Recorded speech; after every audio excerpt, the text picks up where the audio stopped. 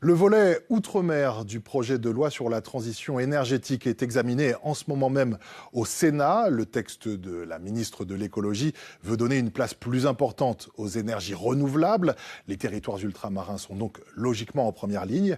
Ségolène Royal a d'ailleurs confié une mission au député et président de la région Martinique, Serge Letchimy, qui doit réfléchir à la valorisation des déchets dans les outre-mer avec un gros chantier, celui des véhicules hors d'usage, les VHU. Alors que faire de ces épaves qui polluent notamment le paysage? Un dossier signé Sophie Loneté et Leïla Zelouma. Bon Julien, tu me récupères la Maria, on la rentre, on va la dépolluer direct. D'accord, merci.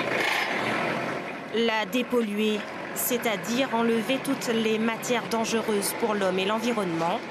Les liquides d'abord.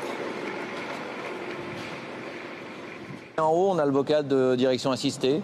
On a par-dessous, on va lever la voiture après. Pendant que ça continue d'aspirer, on va faire l'huile moteur, boîte à vitesse, l'huile des freins, le liquide de frein.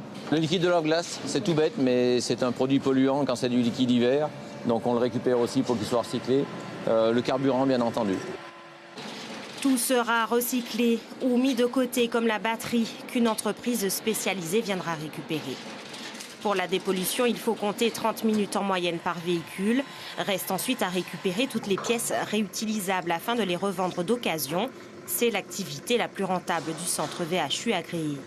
Ici, 8 à 10 véhicules par jour sont traités. Dans le parc, il en reste plus de 800 à dépolluer, dépecer et recycler. Mais il pourrait y en avoir beaucoup plus. Pour reconnaître un centre VHU agréé, c'est un logo vert qui a été mis en place par l'État. Sauf qu'aujourd'hui, on est les seuls à connaître ce logo vert et que le particulier, l'élu, il n'y a pas longtemps, j'ai fait une porte ouverte, ne connaît pas le logo du centre VHU agréé. Ce qui n'est pas le cas de Serge Letchimy. Le député président du Conseil régional de Martinique rêve de tels centres pour son île, mais aussi pour la Guadeloupe, la Guyane et Mayotte. Missionné par Ségolène Royal, il a fait du traitement des VHU l'un de ses chevaux de bataille. À partir du moment que vous l'enlevez par les pouvoirs de police du maire, comment vous les traitez? Aujourd'hui, la problématique, c'est plutôt, avant ces directives, un démantèlement et une expédition à l'extérieur à 8000 km, pour prendre l'exemple de la Martinique. On réexporte en Europe, en France, ce qui est d'une absurdité économique incroyable. Mais pas seulement économique, écologique. Ça n'a pas de sens.